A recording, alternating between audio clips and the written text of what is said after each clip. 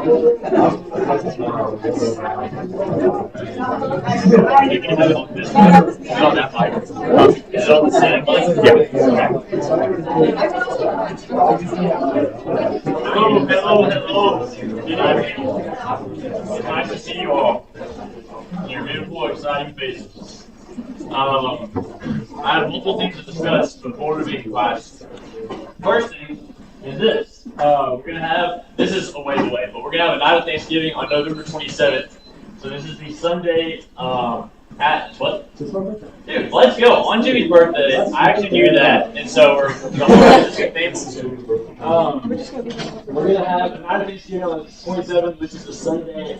Like, you'll have Thanksgiving week, that weekend, and then that Sunday at 5.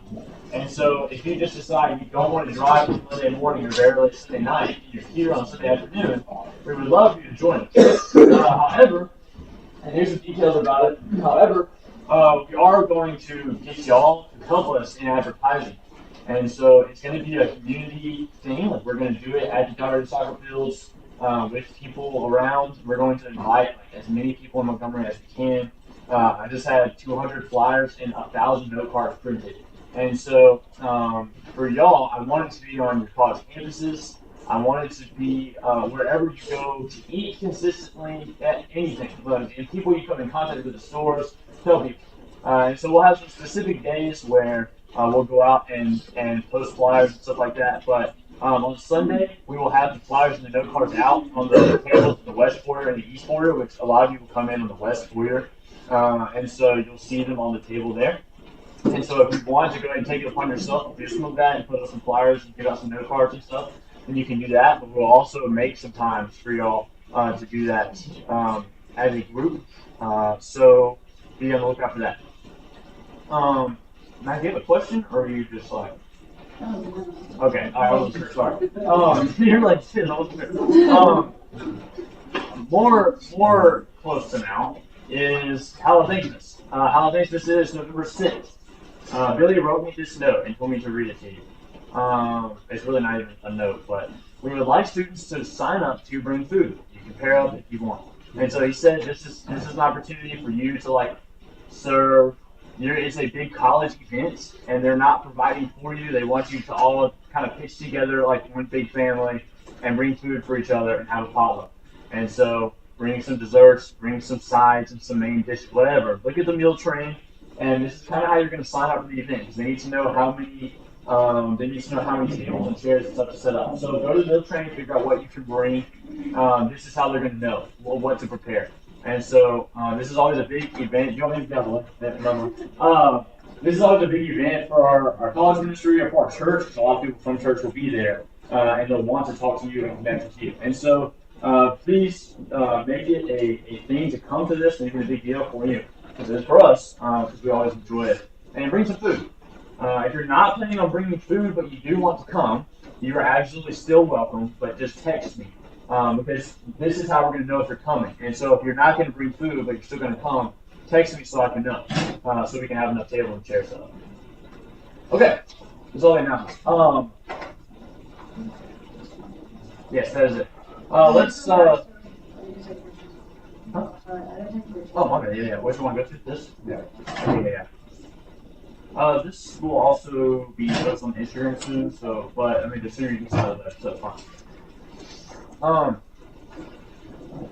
Any prayer requests before we get started with class tonight? We got approved for our apartment today, so we'll go and there's a lot of stuff that we have to figure out for it, like money-wise, so Sure. It'll be good. Yeah, for sure.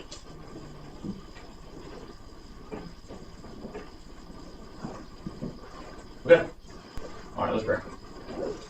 Lord, we thank you for today. We thank you for the many blessings that you've given to us. We thank you for the people in this room, the people we're surrounded by that are here because they want to learn about you. They want to be with like-minded people.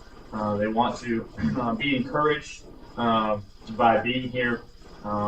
We're thankful for this time that we have, this environment or this atmosphere that we can create, where we're able to be here and be solely focused on your word and on how we can be better followers of you. We ask that specifically that you be with Sam and Sydney right now as they're transitioning into married life, and they're getting their apartment set up and whatnot, and all the things that come along with that.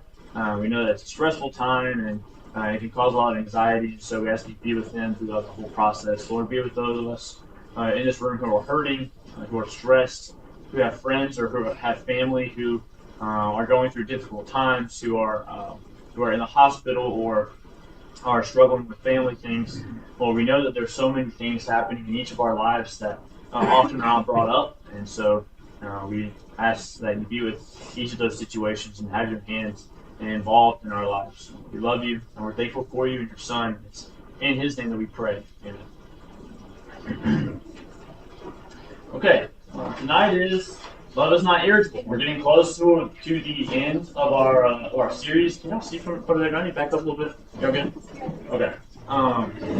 We're getting close to the end of our series. Love is Not Irritable is this week. The definition of love is not irritable. Irritable means to be easily exasperated or excited. It is a responsive. It is being responsive to a stimuli, or to stimuli. Becoming annoyed very easily would be the definition of irritable. The actual word that's used means to urge on, to provoke to wrath. When it says love is not irritable, it means love is not urged on, it's provoked to wrath. Love does not irritate. But the passive here is to become irritated or angry. The word is in its passive form, and so this fellow named Gordon Fee, who's a smart fellow, says that in the passive, as here, it suggests that the one who loves is not easily provoked to anger by those around him or her. And so that is what love is not irritable really means. We see this word being used in Acts chapter 17, verse 16 as well, with Paul. Paul is, it says that his spirit was provoked or incensed in him because of the pagans in Athens. And this, because he was provoked or incensed in this way, it led him to wanting to preach to those who were in Athens and talk about the unknown God and whatnot. I'm sure a lot of you kind of know generally what is said in that lesson. So let's ask a question, a couple of questions here. One is, what is the difference between being irritated and being irritable? What's the difference? Irritated is threatening. Somebody's annoying and you're irritated. But being irritable is always on edge. And so always prepared to be angry at something. Okay. Irritable to me is potential to get irritated. Something hasn't pushed you over the edge. But when you're irritable and something pushed you over the edge, then you're irritated. Okay, yes. So does anybody else have something to add to that? Something they were thinking? Irritable is a constant state. It's not a constant state, it is a state. Yeah. Yeah, okay. So y'all are kind of thinking of the same thing. Of irritable is, in this case, it's a description of what love cannot be. Irritable is kind of like you said, it's kind of a constant, it is like a way that you live. You can be described as an irritable person. You cannot be described as, if you're described as an irritated person, it means right now, in the state that you're in right now, you are irritated because some sort of stimulus has caused you to be irritated. But if you are an irritable person, it just means that you easily reach that point.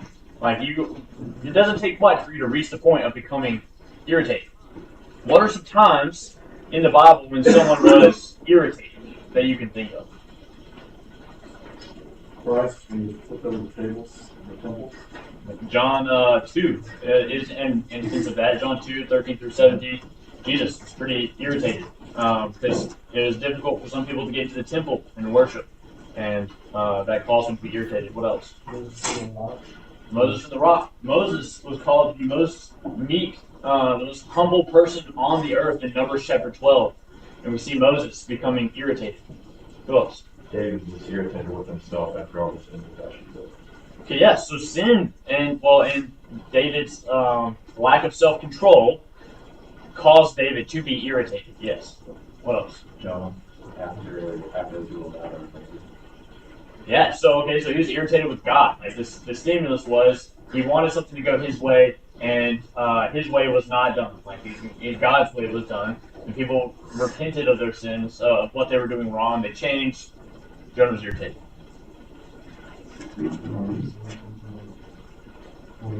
Yeah. So when Moses broke the 10 Commandments, Judas was irritated when Mary of Bethany, Lazarus' sister, was washing her hair with the perfume on Jesus' feet. yes. Okay. Yeah. So he was irritated because he thought this is not the way he thought it should go. Right. Like he thought that was a waste of money and a waste of expensive oils, and so yes. I think we can see God being irritated sometimes, right? In Exodus chapter 32, when the people had agreed to be in a covenant with God, and then they failed Him, and they turned away from Him. And we see God being irritated, and that's when we see that instance with God and Moses and talking about if God should destroy the Israelites or not. Is it wrong to be irritated? I'm seeing some notes. Why? Well, it's not wrong to be angry either, but you shouldn't act in anger. Like, you have to be rational about what you do. Right. So, well then, why is it not wrong to be irritated or angry? Because you can be irritated or angry and then just like have self-control and not do anything about it. Okay, yeah, absolutely. It is a feeling or an emotion that is given to us by God, because God feels it as well, right? Like God, we see God sometimes being angry or being irritated. It can't be wrong. So there's one way to look at it. The response of feeling irritated is not wrong. Like it is a natural response to some sort of stimulus. If something causes you to be irritated, it can be difficult to control. It's kind of just an emotion. It is not a matter of reaching the point of irritation that is wrong, but how easily we get there and how we react when we are irritated. This is really what we're going to be talking about tonight. It's a lot. It's a matter of how easily you get to the point of being irritated and how you react when we are irritated. So tonight we're going to be talking in Matthew chapter 14. So if you want to turn your Bibles, the verses will be on the screen, but you can turn to your Bibles as well. On the screen will be in the New American Standard, but if you like your own version, then you can use that. The context, Mark chapter 6. I like some of the things that it talks about there before we go to Matthew. So Mark chapter 6, verses 7 through 13, we see Jesus sending out the apostles. And so the apostles were sent out by Jesus with nothing on them but their tunics, a staff, and their sandals. They worked for Jesus. They spread out. They were casting out demons and healing the sick in His name, I believe, is what it says in verse 13 of chapter 6. So Jesus is sending out these apostles. And then in Mark chapter 6, verses 14 through 29, we have the instance of Herod Antipas killing John the Baptist. And this is something that if you were on our retreat in the fall, we talked about quite a bit. And we were talking about Jesus feeding the 5,000. And so you should be, if you're on the retreat, this should be kind of a little bit of a refresher for you, but we're going to dig into it much more than we did at that retreat. But in this instance, we see Herod killing John the Baptist for an unjust reason, putting his head on the platter. Let's talk about something real quick, and then we'll get into the story. When is the easiest time to become irritated? You're doing something you don't want to do. Okay, so if you're having to do something you don't want to do, You're sleeping. when you're tired. Yeah, so when you're tired, it's a lot easier to become irritated, right? What else? When you've had a bad day. Okay, yeah, when you've had a bad day, when you're stressed, you just have gone through a lot of different things, and you just want to relax, you can become irritated. What else? I think generally when you don't like something or you don't agree with it. Like, Okay. like if you don't like something or don't agree with it or you don't want to do something, you're gonna get irritated. So if it's something that's not going your way in some form, yes, you can very easily become irritated. What? Did you say something? If you're hungry. When you're hungry. That is the other thing that I thought of. That is the reason that the word hangry was made. And it is because when you are hungry, you are more likely to become irritated. Because you want something and you haven't gotten it. You're hungry and you haven't got food. So, let's get into this passage in Matthew chapter 14, verse 13. Can someone read that for me? And now when Jesus heard about John, he withdrew from there into to a secluded place by himself, and when the people heard of this, they followed him on foot from the city. So, at this point, so the apostles have been sent out, and they did not take anything with them. They left. They were doing the work of Jesus. Jesus, pretty recently before this, was rejected at Nazareth. That's actually the last location that we see before we get to this instance, is we see him being in Nazareth.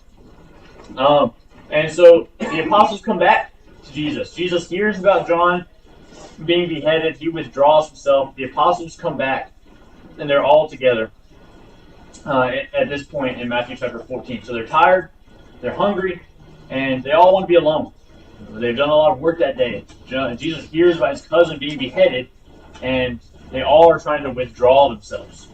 Some of these apostles, they had been maybe rejected from homes. They were facing rejection. Some of them were loved, and they wanted to stay and continue doing miraculous works where they were, and they had to leave. And so they just returned to Jesus, and they just really want some time to recover and to go off by themselves and be in their inner circle. You kind of see that emphasized in Mark chapter 6, verses 30 and 31. And so again, like on top of this, Jesus learns about his cousin being beheaded because of his work in the kingdom. And so Jesus not only experiences grief because of this, but it is also possible that he realizes Herod knows about him, right? So at the beginning of Matthew chapter 14, I believe, at the very beginning is when it talks about John the Baptist being beheaded. It says that he knew about the fame of Jesus, and he kind of saw Jesus as John the Baptist, like reincarnated, like a new John the Baptist. And so Jesus could have known about this. He knows that John the Baptist was beheaded, and so he could know that Herod is aware of Jesus. And he sees Jesus as the new John, and so Herod might want to kill him as well. And so here's some things we know. We know that the last location, like I said, that we know where Jesus was in Nazareth, where he was rejected. It's kind of assumed that he was in Capernaum when this happens, and so I have this incredibly blurry map here. But in here, you can barely see it. It says Capernaum. And so they're probably around here.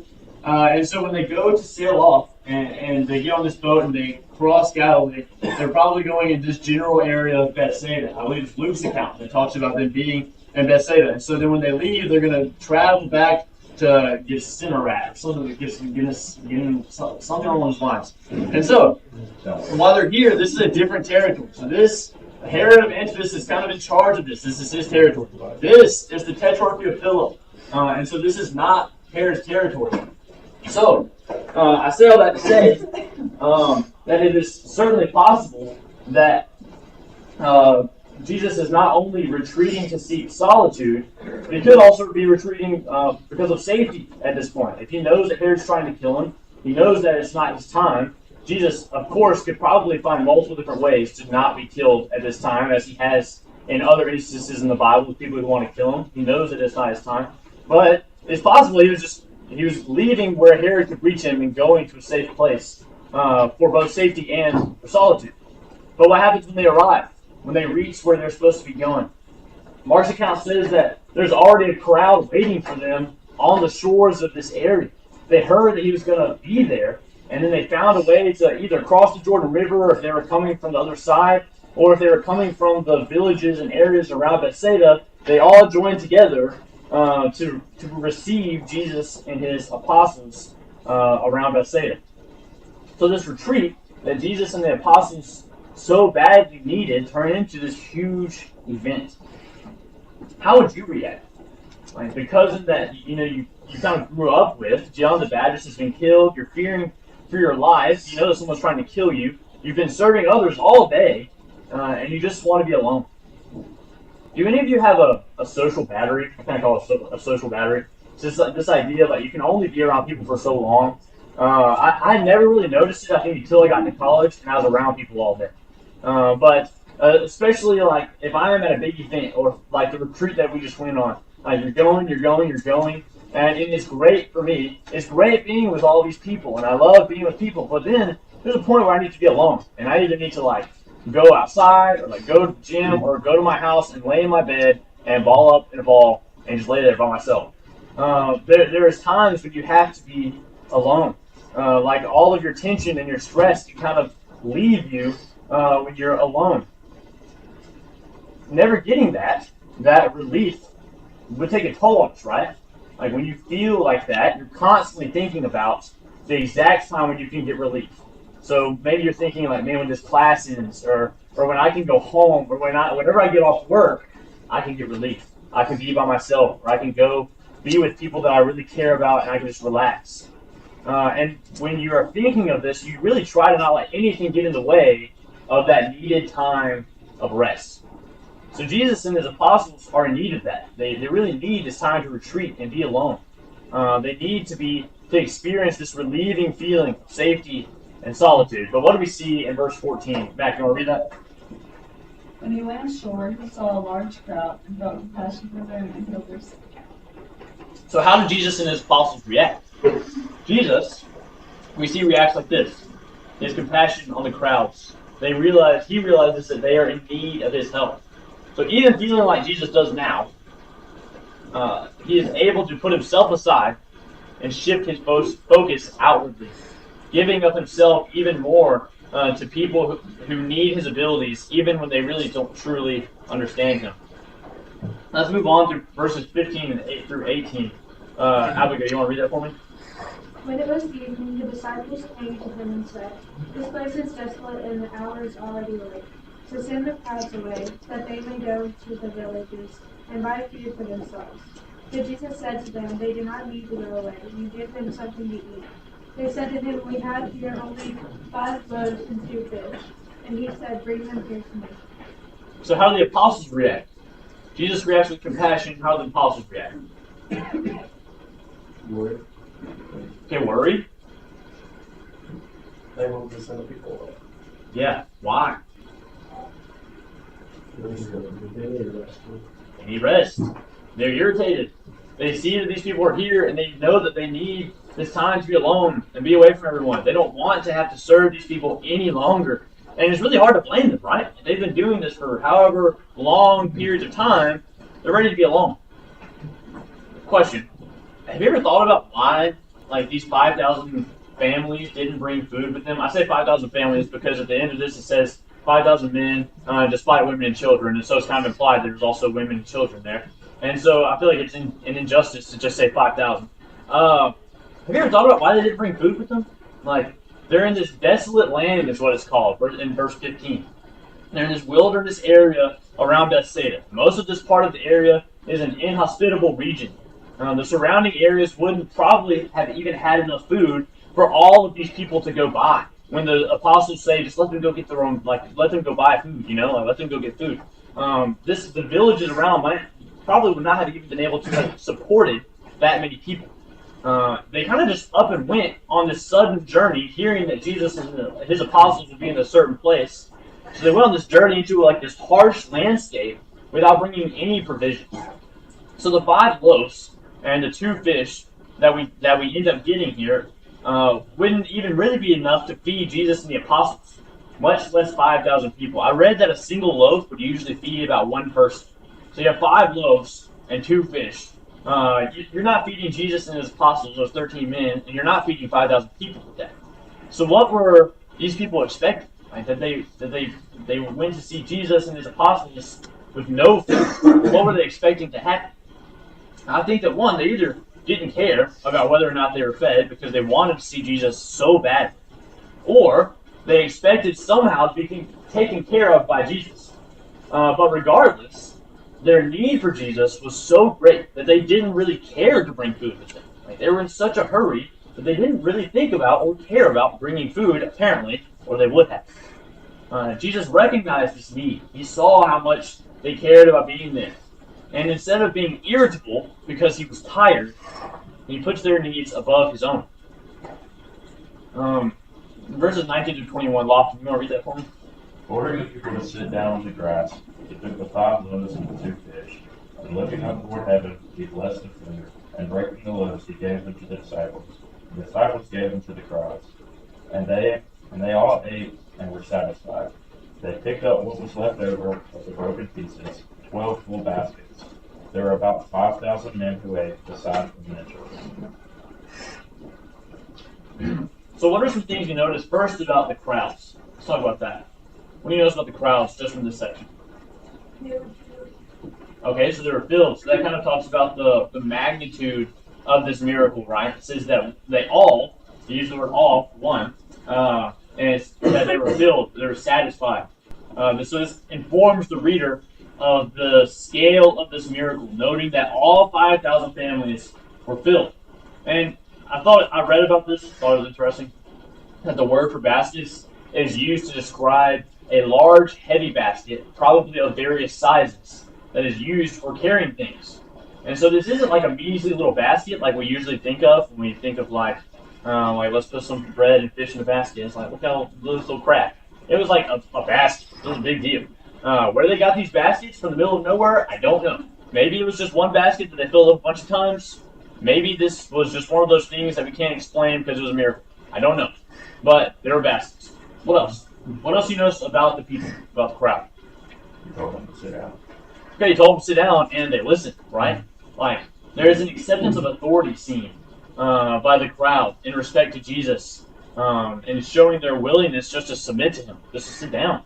And the word "sit" actually was pretty interesting. It implies that it was kind of a more formal, like this word for "sit" is used in a Jewish context to be more of a formal or special meal. It's not just like sitting down, but it's like there's a purpose to this word "sit." So this isn't like a normal meal where they're just grabbing some dinner together at a picnic, but it's really seen more of like a festive banquet where Jesus is like the head of the family at a meal. Is kind of what you see just really from this word "sit," which is pretty cool. Is there anything else maybe that y'all want to pitch in or notice in this verse?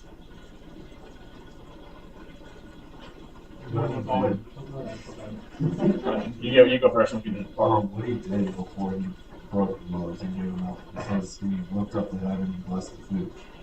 When we all really know he could have just snapped his finger and said something and we wouldn't know. But just the process he took towards doing it is sort of interesting. That is interesting. Yeah. So one, it kind of gives us an example, right, of something that we commonly do. We pray before we eat and thank God for the food that we had. So this was like a common practice for Jews to thank God as the provider for their food before they ate. And so this is something that Jesus does before he feeds all these people. It is an interesting thing. What else, Parker?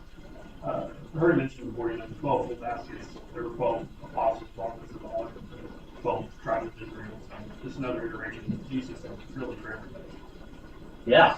So one day, I have a note on my phone of significant numbers in the Bible. And 12 is a significant number in the Bible.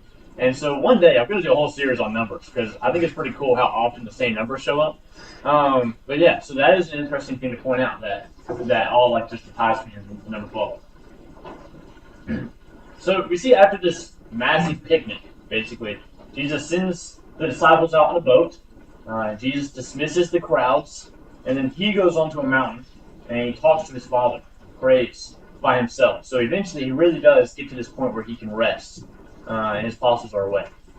And so what we see in this instance that we just read about is a time where the potential for someone to be irritated was incredibly high with Jesus and the apostles. Yet Jesus remains compassionate by putting himself aside and realizing that at some point he will get rest. But these other people and their needs are more important. So let's talk about how this relates to us for a little while. I've got a bunch of questions, and so we're just going to talk for the rest of the class. What are some things that you're irritated by? I'm sure some of you are like, I got a list. Some of you are trying to think about it. Just toss some things out there. What are some things that you're irritated by? Bad drivers. I figured that would be like the first answer. So yes, all right, bad drivers. Bill Montgomery, yes. Continue. Like, no, you got it. Disorganization. That's when you feel like you can't get a break. When you feel like you can't get a break, that is irritating to you. Okay, yes. What else? Your roommate, evil, same answer. Yes, people can be irritated for multiple reasons. What else? Dishonesty. You can be irritated. Wanting to put your trust in someone. Something doesn't go your way. You are out of control. Yes. Irritated. Oftentimes, I think that the things that we become most irritated with are derived from, well, what could be some of our greatest blessings or abilities, right? And so, just for example, those who are athletic, they may be more easily irritated when someone can't do like the simplest of athletic movements. Like you just don't understand how you can't catch this ball, like you can't like run without tripping. Those who are musically inclined, they might be more irritated by those who don't really know a thing about music and they just don't care. Hallie understands. Those who are maybe naturally intelligent are irritated by incompetence, by people who just don't know things. It can be irritating. There's a lot of examples like that I could give. Now I'm sure you're probably thinking of ways or things that can irritate you. Are there different stages or levels of irritation? Yeah. So, I read this example. Well, not this exact example, but it made me think. So, like when someone gives you a hug, there's this like you don't want to like rub someone's back because that's terrible. This is what I was thinking about this example as in my office. Thinking about it. But like you're like hug someone, like give them like a back pat, like maybe like 1 or 2 back pats. It's like that's okay. But like what if someone like back pat you for like 5 seconds? And you're like, it's kind of weird. Like just okay. But then but what if you get to like 2 minutes? And 2 minutes of back pat. Right. At this point you're like, all right, like let go of me. Like this is weird. And then if you get to like an hour of back pat, and it's like, all right, like my back's starting to hurt. Like why are you still touching me? You get to like 24 hours of back pat, and you're like, okay, like there was a hand-sized bruise on my back. Like, leave me alone. Exactly. There is some stimulus that causes more immediate irritation than others, right? Like there are some things that can make you more irritated than others. There are different stages or levels to being irritated that can cause different effects with you. How often are you irritated, and how do you react? So this might be a bit more of a you question here. But how often are you irritated, and how do you react when you are irritated? I don't get irritated often, but when I do, it depends on who irritates me. Like, if it's my parents, then I'm very careful with what I say. But, like I said earlier, my roommate irritates me. When he irritates me, I am very passive-aggressive with him. Okay, so it kind of makes you, I guess, angry, and then you respond with that one. Okay, well. It depends on the situation. Like if it's something that's not serious, but like you just had a bad day, then sometimes you just have to like chill for a minute. So that would be like this isn't so bad level of irritation. Yeah. Okay, yeah, well. Sometimes it's like the little things that make you really upset that shouldn't. Like if like you hear like a loud noise and you're expecting to hear a loud noise and you just feel like really weird or like out of the zone, or you like trip when you're walking up the steps or something like that and you're just like, I have completely lost my mind now. Like it's the little things. Okay, so for you it's often the don't get irritated often. Holding into irritation for so long is like you'll send like one small thing happen and then it just explodes. It explodes. Yes, and I think that there's 2 different ways that it can explode. So if you are someone who gets irritated often, like this is not a diss. If this is something where you get irritated often, like you are an irritable person, then it's a problem because you cannot complete the expression of God's love to others if you are angry and irritable all the time. And if maybe it's not often, like maybe you don't get irritable often, you're a pretty relaxed person. But then when you do get irritated, maybe it's like Olivia, like it kind of builds up to the point where you just explode. And he reacts terribly. Not that I'm saying this is you, Olivia. I'm just the example of it again. Then you act terribly, either with anger or with just shutting yourself off and closing yourself off from others, which I thought was an interesting one, because usually just being angry, right? But a reaction to being irritated could definitely be, I'm going to stop talking to everybody. Like I'm shutting everybody out. I'm closing myself off. Like nobody's getting near me right now. Like for a while. Both of these are unhealthy. And so when you react in a bad or unhealthy way to being irritated, that's also a problem. Because we cannot complete the expression of God's love to others if we are angry at them and we're closing them off. Then how can we express God's love to others? Is there anything that we should be irritated by? Hey, there. Bingo. Sin. Everything about sin should irritate us. Like, it should never be something that doesn't irritate us, actually. Like, we should never grow numb to the danger or the darkness of sin. We should never become accustomed to the separation from God that sin causes. That should always be something that, as Christians, irritate us. So when we see things in our culture and society, when we see things on our college campuses, when we see things in our families, when we see things wherever sin may pop up in your life, it should be irritating. Like, it should be a stimulus that causes a reaction that is not pleasant. Because sin should not be something that is good. Like, sin should not be something that's pleasant. There should be a negative reaction to it. Like if you sin and you don't feel guilty about it anymore, then you're just getting too comfortable with it, so you should be irritated by the fact that you did something. Right. There should be an irritation. Like, there should be and at this point you kind of get into like your conscience, right? Like, there should be an issue in your conscience. Like, you should feel guilt because you did something wrong. How you respond to that guilt, you should do so in a healthy way, but it should still be there. Like, if you do something you know is wrong, you feel bad about it. If you don't feel bad about it, then you probably become numb or normal to it, to sin. And so, yeah, that's kind of what you're getting at there, and that's true. Lastly, how can we develop a love that is not easily provoked? That is not easily pushed to sin, urged on, that is not easily irritated. How can we develop a love that's like that? Self-control. Elaborate. Well, when you're irritated, you have to have self-control with the little things, so that way, whenever something big irritates you, you have self-control in that situation too. Okay, so this is very broad, but develop some self-control, practice, and work on that. And that is something that we'll be preaching about soon because we're doing the fruits of the Spirit. But it's something that's very hard to do, is just to have self-control. So yes, what else? Take time to withdraw before it builds up too much.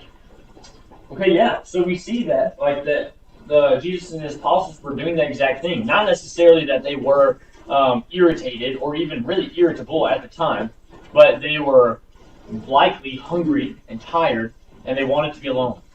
Which is what we talked about at the beginning, times when we are most susceptible to being irritated, right? Like, little things can just like blow up for us when we're tired and we're hungry and we're ready to get away from everybody.